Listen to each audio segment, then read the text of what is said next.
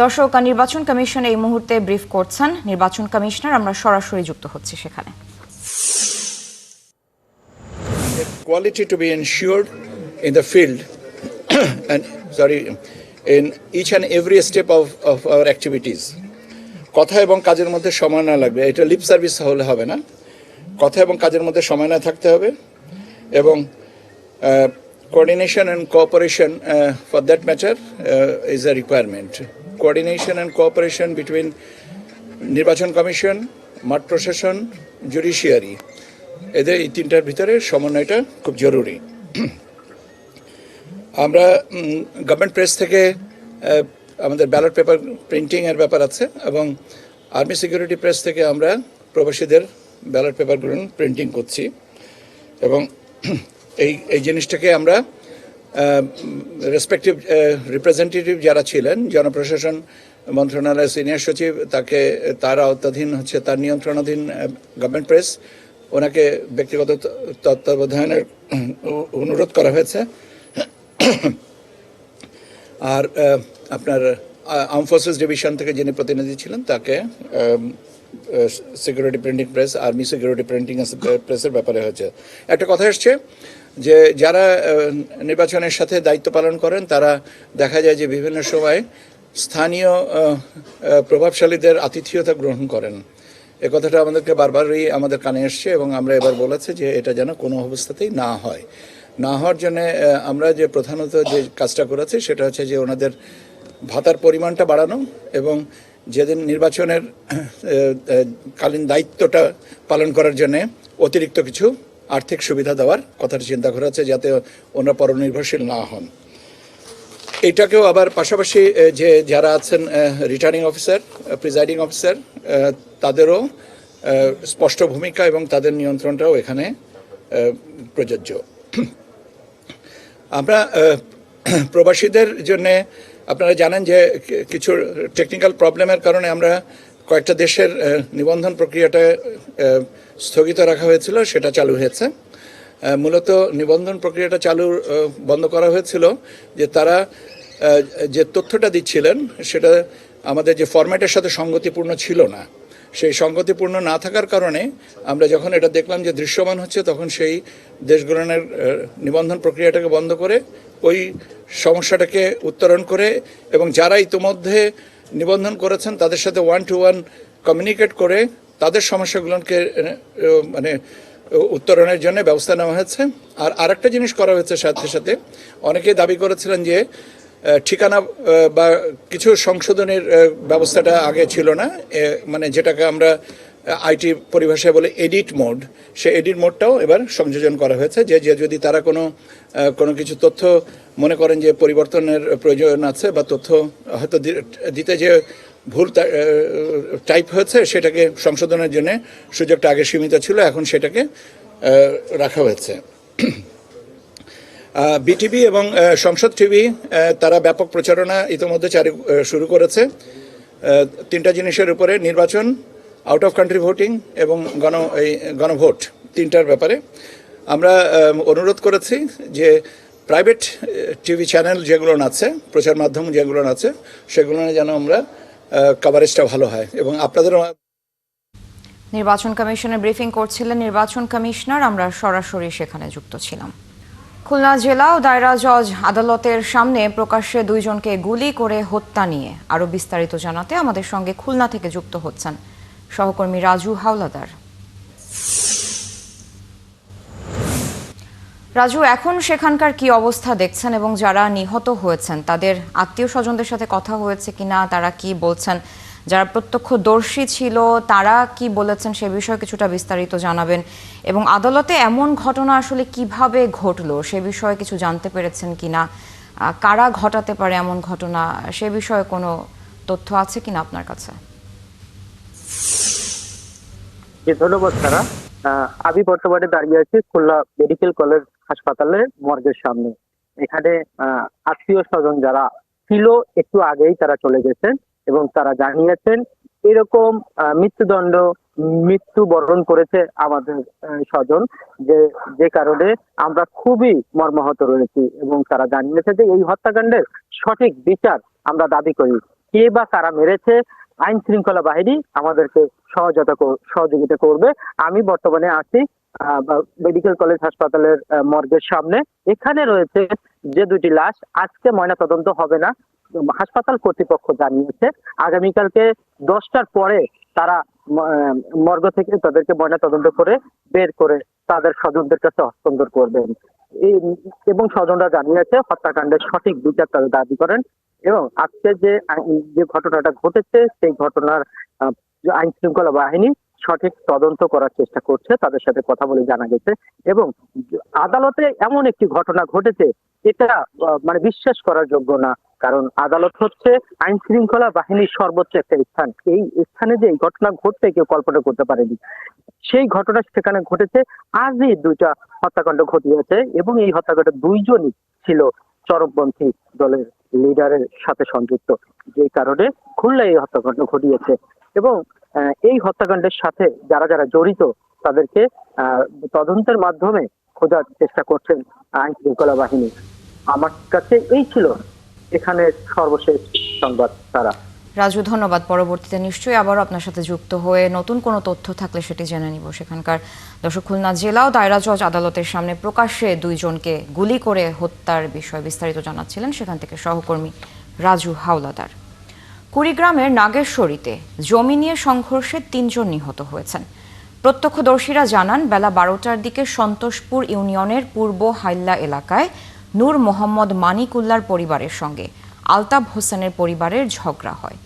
এরই জেরে দেশীয় অস্ত্র নিয়ে দুপক্ষ সংঘর্ষে জড়ায়। এতে ঘটনাস্থলে নূর মোহাম্মদ পক্ষের এরশাদ কুলসুম ঘটনাস্থলে মারা যায়। গুরুতর আহত অবস্থায় আলতাফ হোসেনকে নাগেশ্বরী উপজেলা স্বাস্থ্য কমপ্লেক্সে নেওয়া হলে চিকিৎসক মৃত ঘোষণা করেন। এ ঘটনার পর পুলিশ সুপার, নাগেশ্বরী থানা পুলিশের কর্মকর্তারা ঘটনাস্থল পরিদর্শন করেন। কুড়িগ্রামের সংঘর্ষ নিয়ে কথা বলতে আমাদের সঙ্গে এই মুহূর্তে যুক্ত হচ্ছেন সহকর্মী রাজু মোস্তাফিজ। রাজু, নাগেশ্বরীতে 3 জন নিহতের বিষয়ে পুলিশ আর কোনো নতুন তথ্য দিয়েছে কিনা? আপনাকে ধন্যবাদ। আসলে কুড়িগ্রামের যে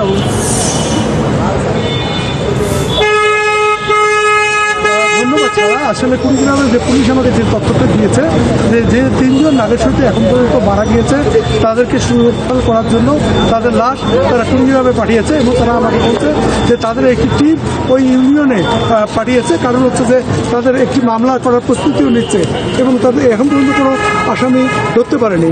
আপনি নিশ্চয়ই জানেন যে নূর মোহাম্মদ এবং আলতাফ তাদের দীর্ঘদিনের একটা বিরোধ, এই বিরোধের কারণে আজকে দুপুরবেলা তারা এসেছিল জমি দখল করতে এবং এসে তাদের সাথে প্রায় 25-30 জন করে এক একজন লোক ছিল এবং এতে দিয়ে দেশীয় অস্ত্রশস্ত্র দিয়ে কথা কাটাকাটির এক পর্যায়ে মারামারি শুরু হয় এবং মারামারিতে স্পটেই 2 জন মারা যায়। একজন হল কুসুম, আরেকজন হল এরশাদ এবং আরেকজন আলতাফ, উনি গুরুতর আহত হয়েছিলেন। তাকে নিয়ে নাগেশ্বরী হসপিটালে যখন আনা হয় ডাক্তার তাকে মৃত ঘোষণা করেন এবং স্পটে আরও 5 জন আহত হয়। এই 5 জনের মধ্যে 2 জন নাগেশ্বরীতে মুমূর্ষ অবস্থা রয়েছে, 2 জন কুড়িগ্রাম সদর হাসপাতালে এবং একজনকে রংপুরে পাঠানো হয়েছে। আপনাকে বলে রাখি, এই যে আলতাফ এবং নূর মোহাম্মদের যে পারিবারিক যে দ্বন্দ্ব এবং জমি নিয়ে যে সংঘাত, মাত্র 16 শতক জমি নিয়ে তাদের এই সংঘাত এবং এটি ওই এলাকার জন্য এমন একটি ঘটনা ঘটলো যেটা পুরো সন্তোষপুর ইউনিয়নে মানুষের একটি এখন ভয়ের মধ্যে রয়েছে। অনেকে পুলিশের ভয়ে বাড়ি ছেড়ে পালিয়েছে। ওই এলাকার নাগেশ্বরী থানার সদর থানার ওসি আমাকে জানিয়েছেন যে আসলে ঘটনার পরপরই তারা তাদের একটি পুলিশের টিম পাঠিয়েছে এবং পরবর্তীতে আরও কিছু পুলিশ ওই এলাকায় পাঠিয়েছে, যেহেতু নতুন করে কোনো সংঘাত যাতে না ঘটে এ কারণেই তারা চেষ্টা করেছিল। কিন্তু পুলিশ যাওয়ার পরে ততক্ষণই ওই এলাকার মারামারিটা কমলো। গুরুতর আহত অবস্থায় শুধু 5 জন গুরুতর হয়েছে, এছাড়া আরও 6 থেকে 7 জন এমনি প্রাথমিকভাবে আহত হয়ে প্রাথমিক চিকিৎসা নিয়ে চলে এসেছে। এই মুহূর্তে আমি কুড়িগ্রাম সদর হাসপাতালে রয়েছি এবং এখানে 2 জন রোগী আছে, তাদের সাথে আমি দেখেছি তাদেরকে। তারা চরম যে কোনো আশঙ্কাজনক অবস্থায় কাটাচ্ছে। ডাক্তার বলছে যে 24 ঘন্টা পার না হওয়া পর্যন্ত তারা কোনো বলতে পারবে না, তবে 24 ঘন্টা পার হওয়ার পরেই তারা বলতে পারবে। আসলে কুড়িগ্রামের মতো একটি শান্ত জেলায় আপনাকে বলে রাখি যে এখন পর্যন্ত কোনো মানে এই ধরনের বড় একটি ঘটনা যে একই স্পটে 3 জন মানুষ এটি একটি বিরল ঘটনাই আমি বলবো, কারণ আন্তর্জাতিক জমাজমিনী সমস্যার মধ্যে স্পটে 3 জন মারা যাবে দেশীয় অস্ত্রসজ্জ। এটা নিয়ে আসলে আমি পুলিশের উদ্বোধন কর্তৃপক্ষের সাথে কথা বলেছি। তারা আমাকে বলেছে যে আসলে তারা সর্বক্ষণিক মনিটরিংয়ে আছে এবং এটি মামলা হলে তারা আসামিদেরকে ধরবে। তবে আজকে রাত্রে এবং তারা তাদের যে টহল টিম রয়েছে এটি ওই ইউনিয়নে ঘুরবে। রাজু, ধন্যবাদ যুক্ত হওয়ার জন্য। দর্শক, কুড়িগ্রামে জমি নিয়ে সংঘর্ষে 3 জন নিহত হওয়ার বিষয়ে সবশেষ খবরাখবর জানাচ্ছিলেন সেখান থেকে সহকর্মী রাজু মোস্তাফিজ। টাঙ্গাইলের সখীপুরে পিতা আব্দুস সামাদকে হত্যার দায়ে ছেলে ওয়াহেদুজ্জামানকে মৃত্যুদণ্ডের আদেশ দিয়েছে আদালত। দুপুরে টাঙ্গাইল সিনিয়র ও জেলা দায়রা জজ আদালতের বিচারক হাফিজুর রহমান রায় দেন। একই সাথে তাকে 20,000 টাকা জরিমানা করা হয়। এদিকে পিপি অ্যাডভোকেট শফিকুল ইসলাম রিপন জানান, 2024 সালের 25শে ফেব্রুয়ারি সখীপুর উপজেলার দড়িপাড়া পশ্চিম পাড়ায় পারিবারিক কলহের জেরে নিজ বসত বাড়িতেই আব্দুস সামাদকে দেশীয় অস্ত্র দিয়ে কুপিয়ে হত্যা করে ছেলে ওয়াহেদুজ্জামান। ঘটনার পর পালিয়ে গেলে 2 দিন পর তাকে গ্রেফতার করে সদর থানা পুলিশ।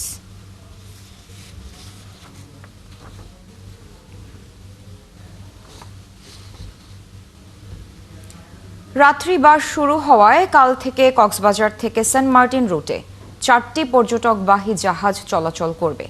ব্যবসায়ীরা বলছেন, নভেম্বর থেকে কক্সবাজার সেন্ট মার্টিন রুটে আনুষ্ঠানিক যাতায়াত শুরু হলেও রাত্রিবাসে অনুমতি না থাকায় এতদিন পর্যটকদের সাড়া ছিল না। এখন খানিকটা সাড়া পাওয়া যাচ্ছে, কিন্তু ছেলে মেয়েদের স্কুলের বার্ষিক পরীক্ষার কারণে এখনো ব্যাপক সাড়া মেলেনি। কামরুল ইসলাম মিন্টুর প্রতিবেদন, ছবি তুলেছেন হেলাল উদ্দিন। কক্সবাজার বিডব্লিউটিএ ঘাট, বাঘখালী নদীর জলে ভাসানো বিলাসবহুল 12 আউলিয়া, কর্ণফুলী, ক্রুজ অ্যান্ড ডাইন সহ 4টি জাহাজ। জাহাজের গায়ে রং পলিশ করা, নানা সরঞ্জাম দিয়ে জাহাজ সাজানো প্রায় শেষ। কারণ কাল সোমবার থেকে পর্যটক নিয়ে সেন্ট মার্টিন যাবে 4টি জাহাজ। জাহাজের মালিকরা বলছেন, পর্যটক না পাওয়ায় পুরো নভেম্বর মাসে জাহাজ যায়নি প্রবাল দ্বীপে। ডিসেম্বরে রাত্রিবাসের সুযোগ যুক্ত হয় এখন পর্যটকরা কিছুটা সাড়া দিচ্ছেন। যাত্রীরা সেভাবে এত বিধিনিষেধ নিয়ে সেন্ট মার্টিন ভ্রমণ করতে ইচ্ছা প্রকাশ করছে না। তবে আশা রাখছি যদি 2 মাসও যদি ভালোভাবে চালানো যায় তবে আমাদের ক্ষতি কিছুটা পুষিয়ে আসবে। আর পর্যটন ব্যবসায়ীরা বলছেন, ডিসেম্বর জানুয়ারি সেন্ট মার্টিনে 2 মাস রাত্রি যাপনের সুযোগ দিলেও প্রবাল দ্বীপের ঝিমে পড়া পর্যটন শিল্প রক্ষা করা যাবে না। ব্যবসায়ী ও এলাকার মানুষের ক্ষতিও পোষানো অসম্ভব। তারা খুবই হতাশ যে এরকম সরকারের কঠিন সিদ্ধান্তের কারণে আমরা যে যারা আছি তারা মোটামুটি সেন্ট মার্টিনের যে আগেকার যে ব্যবসার পলিসি বা পরিস্থিতি ছিল এটা থেকে 10% এখন নাই বললেই চলে। আমরা এই অল্প টিকিট নিয়ে অল্প যাত্রী নিয়ে আমরা পৌঁছাইতে পারবো বলে আশা করতেছি না। আর কক্সবাজার ট্যুর অপারেটর ওনার্স অ্যাসোসিয়েশনের সভাপতি বললেন, প্রবাল দ্বীপের পর্যটন নিয়ে নানা জটিলতার প্রভাব শুধু সেন্ট মার্টিন নয়, পুরো কক্সবাজারে পড়েছে। কক্সবাজার বিমুখ হয়ে বিদেশ ভ্রমণের প্রবণতাও বেড়েছে। এটার প্রতি মানুষের আস্তে আস্তে এই বিরূপ চিন্তাভাবনা চলে আসবে, অন্যদিকে ডাইভার্ট হওয়ার চিন্তাভাবনা চলে আসবে, দেশের বাইরে চলে যাওয়ার চিন্তাভাবনা চলে আসবে। অলরেডি আমাদের ধারণা বেশ কিছু লোকজন দেশের বাইরে চলে যায়। কক্সবাজার জেলা প্রশাসন বলছে, আগামী 2 মাস রাতে থাকা যাবে সেন্ট মার্টিনে। প্রতিদিন 2000 পর্যটক ভ্রমণের অনুমতি সহ 12টি নিয়ম মানতে হবে পর্যটকদের। কামরুল ইসলাম মিন্টু, 71, কক্সবাজার। যেমনটি দেখছিলেন, 1 ডিসেম্বর থেকে প্রতিদিন 4টি জাহাজ ছাড়বে কক্সবাজার থেকে সেন্ট মার্টিনের উদ্দেশ্যে। এই বিষয়ে আরেকটু বিস্তারিত জানবো, জানাতে আমাদের সাথে যুক্ত হচ্ছেন সহকর্মী কামরুল ইসলাম মিন্টু। মিন্টু, রাত্রিবাস শুরু হওয়ায় কেমন উচ্ছ্বাস দেখছেন পর্যটকদের মাঝে এবং ব্যবসায়ীরা এ নিয়ে কি বলছেন?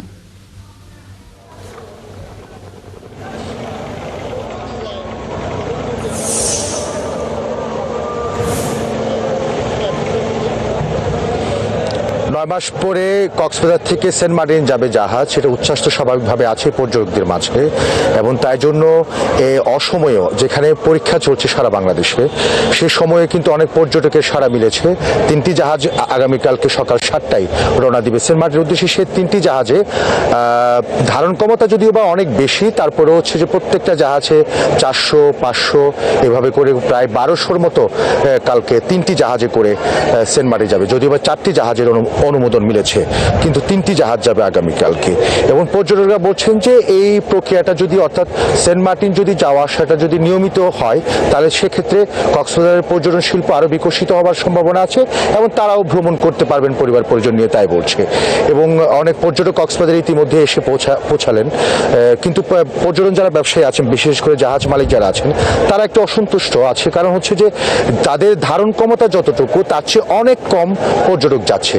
এবং তারা এও বলছে যেহেতু এখন রাষ্ট্রদিকে একটা অস্থিরতাও আছে, পাশাপাশি ছেলেপেলেদের পরীক্ষা চলছে, এবং তাই জন্য তারা এই সময় আসতে পারেন না। যদি 16 ডিসেম্বরের পর থেকে সবচেয়ে বেশি পর্যটক আসবেন বলে আশা করছেন। তবে পর্যটন ব্যবসায়ীরা যেটা বলছেন, সেন্ট মার্টিনকে উন্মুক্ত করে দেওয়া হোক সবার জন্য, তাই বলছে। আর সেন্ট মার্টিনের বাসিন্দারাও সেটা চান। একইভাবে তারা খুব খুশি, অনেক দিন পরে সেন্ট মার্টিনের লোকজন আসছে ভ্রমণ করতে, পর্যটকরা আসছেন, তাই জন্য তারা খুশি। এবং তাদের একই দাবি, সেন্ট মার্টিনে যে বাধ্যবাধকতা, যে নিয়ম কানুন ধরে দেওয়া হয়েছে, সেই নিয়ম কানুন থেকে বের হয়ে একটু উন্মুক্ত হবার কথা বলছে। সবকিছু মিলে সেন্ট মার্টিনে 9 মাস পরে পর্যটক যাবে, উচ্ছ্বাসিত পর্যটক, উচ্ছ্বাসিত ব্যবসায়ী এবং পাশাপাশি সেন্ট মার্টিনের মানুষ। মিন্টু, ধন্যবাদ যুক্ত হওয়ার জন্য। দর্শক, রাত্রিবার শুরু হওয়ায় কাল থেকে কক্সবাজার থেকে সেন্ট মার্টিন রুটে 4টি পর্যটকবাহী জাহাজ চলাচল করবে, সে বিষয়ে বিস্তারিত জানাচ্ছিলেন সহকর্মী কামরুল ইসলাম মিন্টু। নির্বাচনের আগেই গণভোট দেওয়ার দাবি জানিয়েছে বাংলাদেশ জামায়াতে ইসলামী সহ 8 দল। দলগুলোর শীর্ষ নেতারা জানান, বাংলাদেশের জনগণ আর ফ্যাসিবাদ দেখতে চায় না, তাই গণতান্ত্রিক ধারায় দেশ চালাতে পিআর পদ্ধতির বিকল্প নেই। রবিবার 2টায় রাজশাহীর মাদ্রাসা মাঠে সমাবেশে অংশ নেয় বাংলাদেশ জামায়াত ইসলামী, ইসলামী আন্দোলন, বাংলাদেশ খেলাফত মজলিস, নিজামে ইসলাম পার্টি, খেলাফত আন্দোলন, জাতীয় গণতান্ত্রিক পার্টি এবং বাংলাদেশ ডেভেলপমেন্ট পার্টি। 8 ইসলামী দলের সমাবেশে যোগ দিতে সকাল থেকেই খণ্ড খণ্ড মিছিল নিয়ে মাদ্রাসা মাঠে আসতে থাকেন বিভিন্ন জেলার 8 দলের নেতাকর্মীরা। দুপুর 2টায় সমাবেশ শুরুর পর বক্তারা জানান, নির্বাচনের আগেই ইসলামী 8 দলের সাথে আরও দল যুক্ত আছে। সবশেষে সমাবেশে ফ্যাসিস্ট সরকারের সময়ের সব গণহত্যা ও দুর্নীতির বিচার দৃশ্যমান করা এবং জাতীয় পার্টি ও 14 দলের কার্যক্রম নিষিদ্ধ করার দাবি ওঠে।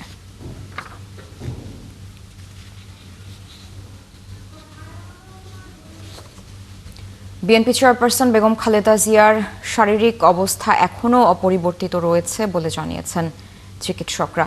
চিকিৎসকদের দেয়া সবশেষ তথ্যে জানা যায়, বিএনপি চেয়ারপারসনকে এখন সিসিইউতে চিকিৎসা দেয়া হচ্ছে। দলীয় সূত্রে জানা গেছে, খালেদা জিয়া চোখ মেলে তাকাচ্ছেন এবং তরল খাবার গ্রহণ করছেন। তবে শনিবার রাতে ডাক্তার জাহিদ হোসেনের সংবাদ সম্মেলনের পর আজ হাসপাতালে সাধারণ নেতাকর্মীদের ভিড় কম দেখা গেছে।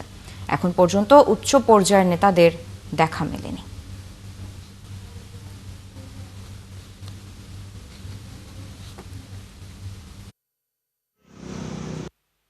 উনি বিএনপির শুধু অভিভাবক না, গোটা দেশের অভিভাবক। সেজন্য সবাই উদ্বিগ্ন এবং উৎকণ্ঠার মধ্যে আছি। কয়েকদিন যাবৎ উনি হাসপাতালে আছেন এবং চিকিৎসা চলছে। দেশি বিদেশি সকল চিকিৎসকরা এটা নিয়ে কনসার্ন। উৎকণ্ঠা এখনো কাটেনি, নেত্রীর সমন্বিত চিকিৎসা চলছে।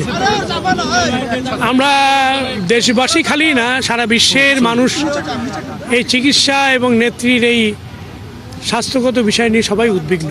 খারাপও বলা যাবে না, আবার ভালোও বলা যাবে না। পরিস্থিতিটা ভালোও বলা যাবে না, আবার খারাপও বলা যাবে না। তা আমরা আশা করছি যে আমরা আশা করি যে আশাবাদী মানুষ, আশা করি উনি অতি সুস্থ হয়ে, কারণ আমরা বিশ্বাস করি এই মুহূর্তে বাংলাদেশের ঐক্যের প্রতীক হচ্ছে বেগম খালেদা জিয়া। বেগম খালেদা জিয়া হচ্ছে বাংলাদেশের ঐক্যের প্রতীক। বাংলাদেশের এই সংকটময় মুহূর্তে বেগম খালেদা জিয়াকে বেঁচে থাকা খুবই দরকার। এবং বাংলাদেশের মানুষ, আজকে উনি অসুস্থ না হলে বুঝতাম না এদেশের মানুষ তাকে কতটুকু ভালোবাসে। এদিকে বিএনপি চেয়ারপারসনকে দেখতে আজও বেশ কয়েকজন দলীয় নেতা রাজধানীর এভার কেয়ার হাসপাতালে যান। সেখানে তারা দলীয় প্রধানের স্বাস্থ্যের খোঁজ নেন। হাসপাতালের সামনে আছেন আমাদের সহকর্মী শফিকুল হক, সরাসরি তার সঙ্গে যুক্ত হচ্ছে। শফিকুল, খালেদা জিয়ার স্বাস্থ্যের সবশেষ অবস্থা সম্পর্কে আমাদের জানাবেন। চিকিৎসকরা কি বলছেন, তাকে বিদেশে নেয়ার বিষয়ে এখনো কোনো সিদ্ধান্ত হয়েছে কিনা?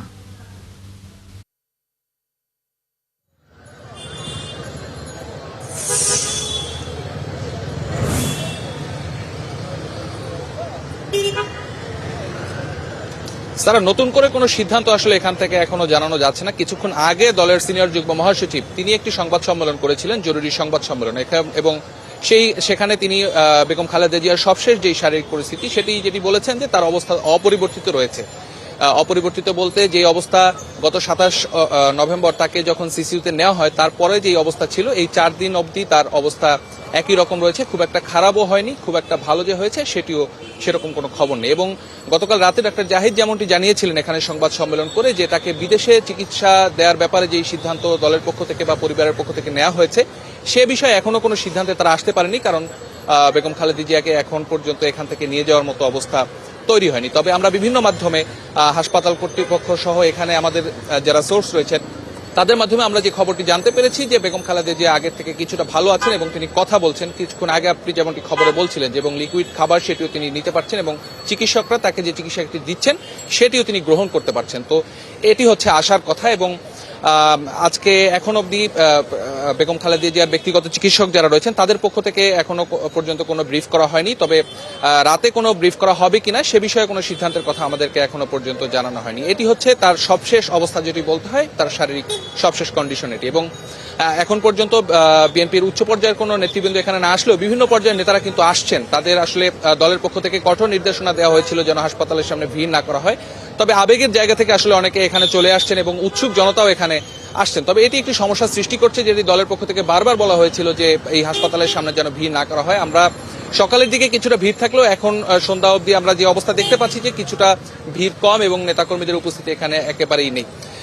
এছাড়া যদি আপনাকে বলতে হয় সারা গত 27 নভেম্বর থেকে বেগম খালেদা জিয়া এখানে সিসিইউতে চিকিৎসা নিচ্ছেন এবং আপনি জানেন যে এবছরই 21 নভেম্বর যেই সশস্ত্র বাহিনীর যে দিবস, সেই দিবসে বেগম খালেদা জিয়া সশরীরে অংশগ্রহণ করেছিলেন এবং তার ঠিক দুদিন পরেই 23 নভেম্বরের দিকে কিন্তু তিনি অসুস্থ বোধ করায় এই রাজধানীর এভার কেয়ার হাসপাতালে তাকে নিয়ে আসা হয় এবং পরবর্তীতে এখানে তাকে ভর্তি করা হয়েছিল। ফুসফুসে ইনফেকশন যেটি হয়েছে ডাক্তাররা যেটি জানিয়েছিলেন সেই যে জটিল অবস্থা তৈরি হয়েছিল এবং পরবর্তীতে বিএনপির মহাসচিব মির্জা ফখরুল ইসলাম আলমগীর তিনিও কিন্তু জানিয়েছিলেন যে একটি সংকটময় অবস্থা পার করছেন বেগম খালেদা জিয়া। তবে এখন পর্যন্ত যে পরিস্থিতি সে অবস্থা থেকে হয়তো কিছুটা উন্নতির দিকে তার শারীরিক অবস্থা এটি এখন পর্যন্ত বলাই যাচ্ছে। তবে অপেক্ষা করতে হবে, কারণ তার চিকিৎসা ডাক্তাররা আপ্রাণ চেষ্টা করে যাচ্ছেন। দেশ এবং বিদেশের চিকিৎসকদের সমন্বয়ে যে মেডিকেল বোর্ড তারা কিন্তু দিনভর তার বেগম খালেদা জিয়ার যে চিকিৎসা সেই সার্বক্ষণিক সেই চিকিৎসা ব্যবস্থা করছেন। তো পরবর্তীতে নতুন করে কোনো আপডেট যদি এখান থেকে থাকে, ডাক্তাররা যদি আমাদেরকে এখানে ব্রিফ করেন,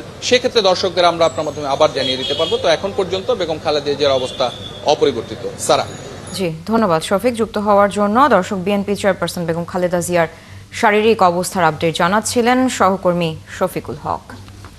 বিএনপি চেয়ারপারসন বেগম খালেদা জিয়ার রোগ মুক্তি ও সুস্থতা কামনায় দেশের বিভিন্ন জায়গায় দোয়া ও বিশেষ মোনাজাত অনুষ্ঠিত হয়েছে। রবিবার দুপুরে বগুড়া প্রেস ক্লাবে বেগম খালেদা জিয়ার রোগ মুক্তি ও সুস্থতা কামনায় বিশেষ মোনাজাতের আয়োজন হয়। মোনাজাত পরিচালনা করেন বাইতুর রহমান সেন্ট্রাল মসজিদের খতিব। পরে সাংবাদিক জানান, 3 বারের প্রধানমন্ত্রী ছিলেন বেগম খালেদা জিয়া। দেশের এই সংকট সময়ে তার সুস্থতা জরুরি। চট্টগ্রামেও খালেদা জিয়ার দ্রুত রোগমুক্তি কামনায় বিশেষ দোয়া ও মোনাজাত অনুষ্ঠিত হয়। আয়োজন করেন বিএনপির জাতীয় নির্বাহী কমিটির সদস্য মিজানুর রহমান ভূঁইয়া। এতে দলটির নেতাকর্মী সহ বিভিন্ন সামাজিক ও রাজনৈতিক সংগঠনের প্রতিনিধিরা অংশ নেন। সফল ক্ষেপণাস্ত্র উৎক্ষেপণ, নৌবাহিনীর যুদ্ধ জাহাজ ও বিশেষায়িত ইউনিটের অংশগ্রহণে বঙ্গোপসাগরে নৌবাহিনীর 5 দিন ব্যাপী মহড়া শেষ হয়েছে আজ। মহড়ায় শেষ দিন নৌবাহিনীর জাহাজ থেকে ক্ষেপণাস্ত্র উৎক্ষেপণ, surface two air missile firing, anti air rapid open fire, শত্রু ড্রোন ধ্বংস ও ও নৌযুদ্ধের বিভিন্ন রণকৌশল স্থান পায়। মহড়ায় অংশ নেয় বাংলাদেশ নৌবাহিনীর frigate, corvette, mine sweeper, petrol craft, missile boat সহ নৌবাহিনীর যুদ্ধজাহাজ। অংশ নেয় মেরিটাইম পেট্রোল এয়ারক্রাফট ও হেলিকপ্টারও। বনৌজা খালিদ বিন ওয়ালিদ থেকে সমাপনী দিনের মহড়া দেখেন অন্তর্বর্তী সরকারের 4 উপদেষ্টা এবং নৌবাহিনী প্রধান অ্যাডমিরাল এম নাজমুল হাসান।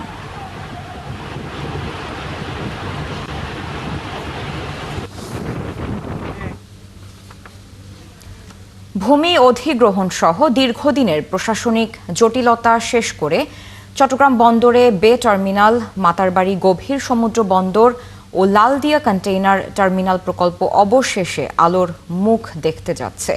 সরকারের শীর্ষ পর্যায়ে গ্রিন সিগন্যাল পেলেই শুরু হবে প্রায় 56,500 কোটি টাকার এই 3 প্রকল্পের গ্রাউন্ড ব্রেকিং। এসব প্রকল্প বাস্তবায়ন হলে শুধু চট্টগ্রাম নয়, পুরো দেশের সমুদ্র বাণিজ্যে এক যুগান্তকারী পরিবর্তন আসবে বলে মনে করছে চট্টগ্রাম বন্দর কর্তৃপক্ষ। সাইফুল ইসলাম শিল্পীর প্রতিবেদন। চট্টগ্রাম বন্দরের দেয়া তথ্য অনুযায়ী 50,000 কোটি টাকার বে টার্মিনাল ও মাতারবাড়ি গভীর সমুদ্র বন্দর নির্মাণের কার্যক্রম শুরু করার প্রস্তুতি চূড়ান্ত। এর সঙ্গে নতুন করে যুক্ত হয়েছে 6,500 কোটি টাকার লালদিয়া কন্টেনার টার্মিনাল নির্মাণ। এটি ডেনমার্ক ভিত্তিক এপিএম টার্মিনালসের সঙ্গে 30 বছরের পিপিপি চুক্তির মাধ্যমে বাস্তবায়ন হবে। ডিটেইল ডিজাইনের কাজ শুরু হয়ে গেছে বে টার্মিনালের। মাতারবাড়ি প্রকল্পের কাজ শুরুর অপেক্ষায় আছে জাপানি ঠিকাদারি প্রতিষ্ঠান। বে টার্মিনাল আসলে 24/7 অপারেশন করতে পারবে, আরও বড় ক্যাপাসিটির। মাতারবাড়ি আসলে প্রায় 16 মিটার পর্যন্ত আমরা জাহাজ আনতে পারবো, আরও বড় ক্যাপাসিটির। সো প্রত্যেকটাই ভিন্ন ভিন্নভাবে বাংলাদেশের অর্থনীতিতে নতুন লক্ষ্যমাত্রা যোগ করবে। বঙ্গোপসাগরের পতেঙ্গা উপকূলে 2013 সালে 150 একর জায়গা নেওয়া হয় বে টার্মিনালের জন্য। 2014 সালেই শুরু হয় ভূমি অধিগ্রহণ। এতে খরচ হওয়ার কথা 18,000 কোটি টাকা। এরই মধ্যে এ নিয়ে বিশ্বব্যাংকের সাথে বাংলাদেশ সরকারের 650 মিলিয়ন মার্কিন ডলারের ঋণ চুক্তি হয়েছে। আশা করি বাংলাদেশের এই যখনই এগুলা কার্যকর হবে, যখন থেকে আমরা ফুল অপারেশন আসতে পারবো, তখন কিন্তু আমাদের বাংলাদেশে অন্তত শিপিং সেক্টরটা বদলে যাবে। আর ব্যবসায়ীরা জানান, বিশ্বের উন্নত আধুনিক বন্দরগুলোর সাথে প্রতিযোগিতায় টিকে থাকার পাশাপাশি আগামী দিনের অর্থনৈতিক চ্যালেঞ্জ মোকাবেলায় চট্টগ্রাম বন্দরের সম্প্রসারণের কোনো বিকল্পই নেই। এগুলি যদি হয়, বেনিফিট হবে প্রবৃত্তির উপর ডিপেন্ড করবে। বেনিফিটটা প্রবৃত্তি যদি বেশি হয়, ডেফিনেটলি এগুলি অনেক অনেক সুফল বয়ে আনবে। যেমন ধরেন, জাহাজগুলি ভিড়তে অনেক সুবিধা পাবে, অপারেশনাল আপনার অনেক সুবিধা পাবে। কক্সবাজারের মহেশখালীর মাতারবাড়িতে নির্মিত হচ্ছে দেশের প্রথম গভীর সমুদ্র বন্দর। এখানে 18 মিটার পর্যন্ত ড্রাফটের বড় বড় জাহাজ ভিড়তে পারবে। জাহাজ মালিকদের দেয়া তথ্য অনুযায়ী আগামী 2030 সালের মধ্যে জাহাজ ভেড়ানো এবং কন্টেনার হ্যান্ডলিং শুরু হবে বে টার্মিনাল, মাতারবাড়ি এবং লালদিয়া। আগে বন্দর নিজে করত, পোর্ট করতো, টার্মিনাল করতো, কিন্তু প্রাইভেটাইজেশনে দিয়ে দিত। এটা না করে আপনি বিদেশি কোম্পানিকে দিচ্ছেন, সেই ইনভেস্টমেন্ট করছে এবং সেই ইনভেস্টমেন্ট করে সে ডেফিনেটলি তার প্রফিট নেবে, এটাই স্বাভাবিক। এবং তবে মানে যে জিনিসটা আমরা যে বলতে চাই যে সেটা হলো টার্মিনাল যে চার্জগুলা, সেই চার্জটা যেন একটু সহনীয় পর্যায়ে থাকে। দীর্ঘদিন ধরে ধারণ ক্ষমতা, জাহাজ অবস্থানের সময় ড্রাফট সীমাবদ্ধতা ও লজিস্টিক জটের কারণে চাপের মুখে পড়ছিল চট্টগ্রাম বন্দর। অবস্থা কাটাতে সরকার ও বন্দর কর্তৃপক্ষ একে একে এই 3টি মেগা প্রকল্প হাতে নেয়। শরীফ আজাদ প্রীতম, ৭১। আজকের আধুনিক প্রযুক্তি বান্ধব সমাজেও জীবন বাজি রেখে গভীর সাগরে মাছ ধরতে যেতে হয় রাঙাবালি উপকূলের জেলেদের। তারা জানান, দুর্যোগের সময় সাগরের মধ্যে আবহাওয়ার সতর্কবার্তা পৌঁছানোর কোনো উপায় নেই। বেশিরভাগ ট্রলারে থাকে না জীবন বাঁচানোর সরঞ্জাম। তাই এক একটি দুর্যোগ আসে আর তাদের স্বজনহারা পরিবারের তালিকা লম্বা হয়। অথচ বিশেষজ্ঞরা বলছেন, জেলেদের ট্রলার সাগরে যাওয়ার সময় কড়াকড়ি কিছু নিয়ম থাকলে জেলে জীবন অনেকটা নিরাপদ হতো। বিস্তারিত কামরুল হাসানের প্রতিবেদনে। 2023 সালের 17 নভেম্বর ঘূর্ণিঝড় মিদিলির রাতে 3টি ট্রলার সহ হারিয়ে যায় রাঙাবালির 25 জন জেলে। তাদের বাড়ির মানুষ আজও স্বজন ফেরার অপেক্ষায় আছে। সেদিন নিখোঁজ 3 ট্রলারের একটি ট্রলারে ছিলেন জলিল সর্দার আর তার ছেলে হামিম।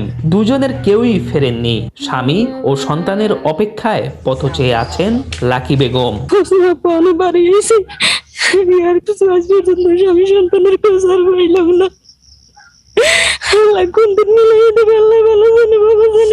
একই ট্রলারে ছিলেন সুমন হাওলাদার। পরিবারের একমাত্র উপার্জনক্ষম ছেলেকে হারিয়ে দিশেহারা সুমনেরও বাবা মা। ওর ছেলে নদীতে কামে দিছি, পেটের অভাব দেওয়ার পর হিমুর পরে কামে দিছি।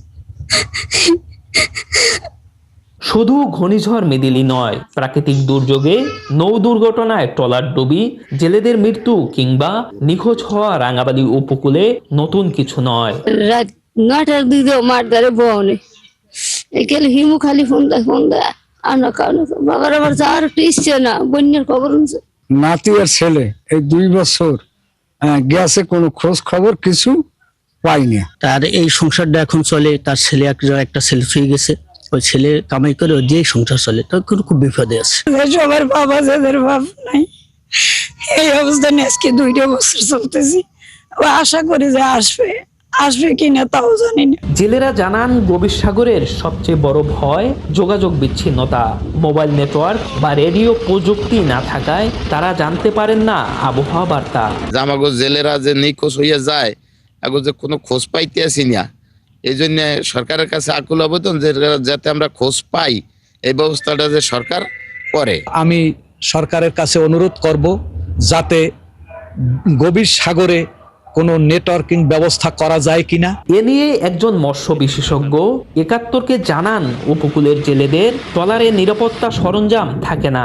জিপিএস ট্র্যাকার, লাইফ বয়া, লাইফ জ্যাকেট বা স্যাটেলাইট সিগন্যালের মতো সুবিধার সঙ্গে তাদের অনেকেরই পরিচয় নেই।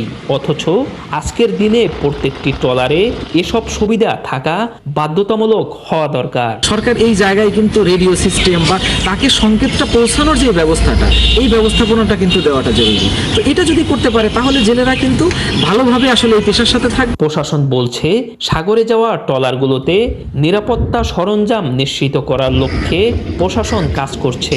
উপজেলা মৎস্য বিভাগের সাথে আমরা কথা বলে আমাদের যে সকল ট্রলার মালিক আছেন তাদের সাথে আমরা বসে তারা যাতে নিরাপত্তা সংক্রান্ত বিভিন্ন ব্যবস্থা যেমন বয়া, বিভিন্ন ধরনের লাইফ জ্যাকেট তাদের জাহাজে রাখেন, ট্রলারে রাখেন, এতে করে আমাদের যারা জেলে আছেন ওনারা যাতে গভীর সমুদ্রে গিয়ে ভালোভাবে নিরাপদে মাছ ধরতে পারেন। মিডিলির মতো প্রায় প্রতিটি দুর্যোগে ট্রলার ডুবি ও জেলে নিখোঁজের ঘটনা ঘটে রাঙাবালি উপকূলে।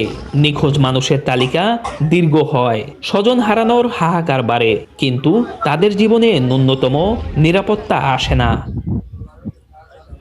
কামরুল হাসান, ৭১, রাঙাবালি, পটুয়াখালী। চট্টগ্রাম কক্সবাজার মহাসড়ক 6 লেন করার দাবিতে একাধিক স্থানে অবরোধ কর্মসূচিতে অংশ নেয় স্থানীয়রা। রবিবার সকাল থেকে চট্টগ্রাম জেলার লোহাগাড়া, সাতকানিয়া ও কক্সবাজারের চকরিয়া এলাকায় এই কর্মসূচি পালিত হয়েছে। নিরাপদ সড়কের দাবি তুলে সাতকানিয়ার কেরানীহাট অংশে জমায়েত হতে থাকে শত শত মানুষ। সড়কে অবস্থান নিয়ে দ্রুত এই মহাসড়ক সম্প্রসারণ করে 6 লেনে উন্নীত করার দাবি জানান আন্দোলনকারীরা। তাদের দাবি, বছরের শতাধিক দুর্ঘটনায় প্রায় 5 শতাধিক মানুষের মৃত্যু হয় এই সড়কে।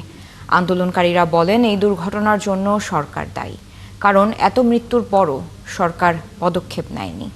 এদিকে সড়কে অবস্থান নেওয়ার কারণে উভয়মুখী কয়েক কিলোমিটার যানজটের সৃষ্টি হয়। আটকে থাকে পণ্যবাহী যানবাহন সহ গণপরিবহন। ভোগান্তিতে পড়েন সাধারণ মানুষ। পরে 1 ঘন্টা পর প্রশাসনের আশ্বাসে সড়ক অবরোধ তুলে নেন আন্দোলনকারীরা।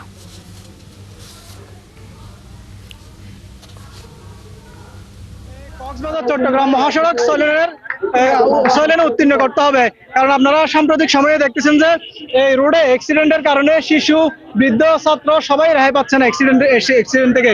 চট্টগ্রাম কক্সবাজার 2 জেলার লক্ষ লক্ষ কোটি কোটি মানুষ যাতে ভোগান্তি শেষ হয় এবং যেটা মৃত্যুর সংখ্যা দিন দিন বাড়তেছে সেটা কমে যায়। নারায়ণগঞ্জের রূপগঞ্জে এশিয়ান হাইওয়েতে নিরাপদ পারাপারের জন্য আন্ডারপাসের দাবিতে মানববন্ধন কর্মসূচি পালন করেছে এলাকাবাসী। রবিবার সকালে নলপাথর এলাকায় এই মানববন্ধন হয়। মানববন্ধনে অংশগ্রহণকারীরা জানান, নলপাথর এলাকা খুবই ঘন বসতিপূর্ণ এলাকা। এখানে 2টি শিল্প প্রতিষ্ঠান রয়েছে, তাই লোকজন প্রতিদিন ঝুঁকি নিয়ে পারাপার হয়। বর্তমানে সড়কটি 6 লেনে উন্নীত করার কাজ চলছে। শুরুতে এখানে একটি আন্ডারপাস নির্মাণ কথা থাকলেও পরে সেটা সরিয়ে নেওয়া হয়, কিন্তু 6 লেনের কাজ শেষ হলে লোকজনের পারাপার আরও ঝুঁকিপূর্ণ হয়ে পড়বে। তাই এখানে একটি আন্ডারপাস নির্মাণের দাবি তোলেন তারা। নওগাঁর বদলগাছিতে 5 শতাধিক সনাতন ধর্মাবলম্বী ও আদিবাসী পরিবার বিএনপিতে যোগ দিয়েছে। শনিবার সকালে উপজেলার পাহাড়পুর ইউনিয়ন বিএনপি ও অঙ্গ সহযোগী সংগঠনের আয়োজনে পাহাড়পুর আদিবাসী হাই স্কুল মাঠে এই যোগদান অনুষ্ঠানের আয়োজন করা হয়। এতে প্রধান অতিথি ছিলেন কেন্দ্রীয় কৃষক দলের যুগ্ম সাধারণ সম্পাদক ও বদলগাছি উপজেলা বিএনপির সভাপতি ও দলীয় প্রার্থী ফজলে হুদা বাবুল। সমাবেশে তিনি বলেন, হিন্দু সম্প্রদায়ের জানমালের নিরাপত্তা এবং সংবিধান প্রদত্ত অধিকার রক্ষায় তারেক রহমান দৃঢ় প্রতিশ্রুতি দিয়েছেন। অতীতে হিন্দু ও আদিবাসীদের ওপর হওয়া ভূমি দখলের বেশিরভাগ ঘটনায় আওয়ামী লীগের নেতাকর্মীরা জড়িত ছিল। পরে অনুষ্ঠানে বিএনপির চেয়ারপারসন বেগম খালেদা জিয়ার রোগ মুক্তি ও সুস্থতা কামনায় দোয়া অনুষ্ঠিত হয়। মেডিকেল টেকনোলজিস্ট ও ফার্মাসিস্টদের 10ম গ্রেড দাবি বাস্তবায়নের দাবিতে কর্মবিরতি চলছে ময়মনসিংহ মেডিকেল কলেজ হাসপাতালে। সকাল 9টা থেকে বেলা 11টা পর্যন্ত 2 ঘন্টা এই কর্মসূচি চলে। এ সময় ময়মনসিংহ মেডিকেল কলেজ হাসপাতালের সামনে দাবি আদায়ে মানববন্ধন ও সমাবেশ করেন মেডিকেল টেকনোলজিস্ট ও ফার্মাসিস্টরা। এই সমাবেশ থেকে 3রা ডিসেম্বরের মধ্যে দাবি মেনে নিতে সরকারের প্রতি আহ্বান জানান তারা। আরও জানান, দাবি মানা না হলে 4 ডিসেম্বর থেকে কমপ্লিট শাটডাউন কর্মসূচি দেয়া হবে।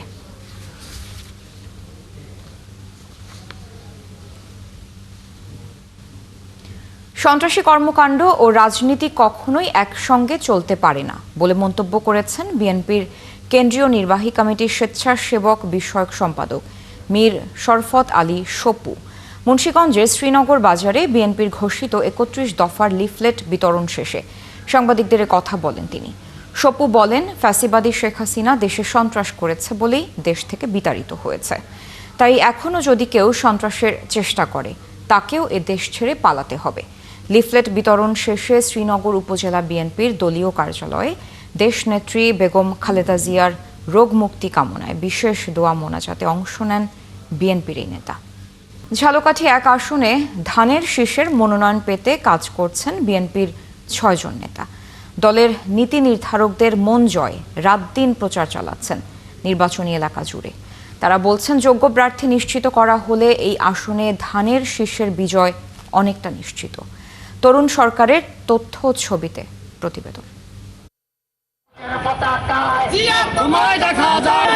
আসন্ন ত্রয়োদশ জাতীয় সংসদ নির্বাচন সামনে রেখে বিএনপি যে কয়টি আসনে এখনো প্রার্থীর নাম ঘোষণা করেনি তার মধ্যে ঝালকাঠি 1 আসন একটি। তাই এখনো মনোনয়ন পেতে চেষ্টা করছেন কমপক্ষে 6 জন প্রার্থী। 1973 সালের প্রথম জাতীয় সংসদ নির্বাচন, 2008-এর নির্বাচন এবং 2018 ও 24-এর বিতর্কিত নির্বাচনে এই আসনটি ছিল কার্যক্রম নিষিদ্ধ আওয়ামী লীগের দখলে।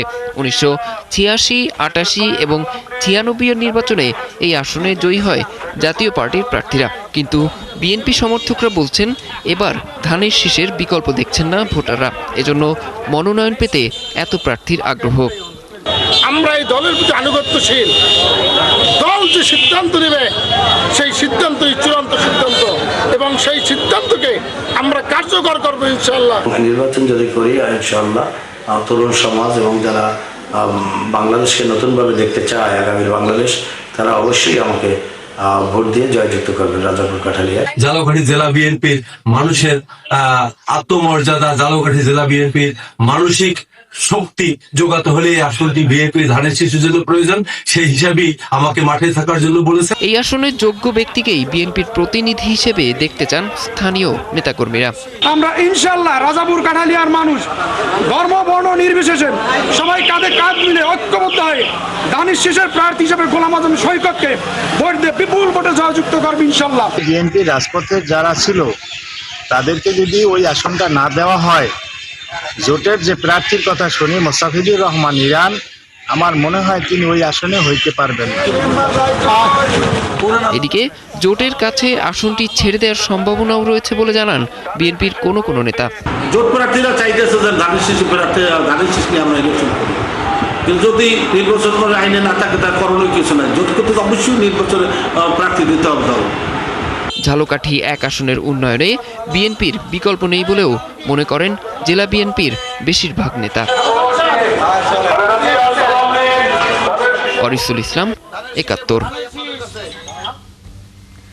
পটুয়াখালীর পায়রা বন্দরের রাবনাবাদ চ্যানেল ছাড়িয়ে গভীর বঙ্গোপসাগর। সেখানে ঘটে গেল এক অবিশ্বাস্য দৃশ্য। সাগর থেকে লাফিয়ে লাফিয়ে জাহাজে উঠল ইলিশের ঝাঁক। জাল নয়, কোনো টোপ নয়, লাফিয়ে লাফিয়ে ওঠে প্রায় ৩ মণ রূপালী ইলিশ। এমন একটি ভিডিও এসেছে ৭১-এর হাতে। ঘটনাটি ধারণ করেছেন জাহাজের প্রকৌশলী। গভীর সমুদ্র পায়রা বন্দরের প্রথম বয়া ছাড়িয়ে প্রায় ৭০ কিলোমিটার দূরে কয়লাবাহী লাইটার জাহাজ এমভি KSL গ্ল্যাডিয়েটর এর নাবিকরা আচমকাই দেখেন জাহাজের দুই পাশের ডেকে লাফিয়ে উঠছে ছোট ছোট ইলিশের দল। মুহূর্তের মধ্যেই লাফাতে লাফাতে ডেকে পড়ে থাকে ৩ মণের মতো রূপালী ইলিশ। ঘটনাটি এতটাই বিস্ময়কর যে নাবিকরাই বিশ্বাস করতে পারছিলেন না চোখকে।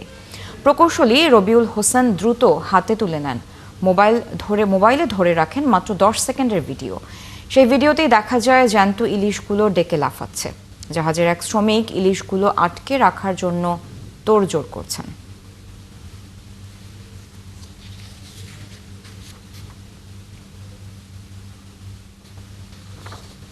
দর্শক, চলছে দেশ শো।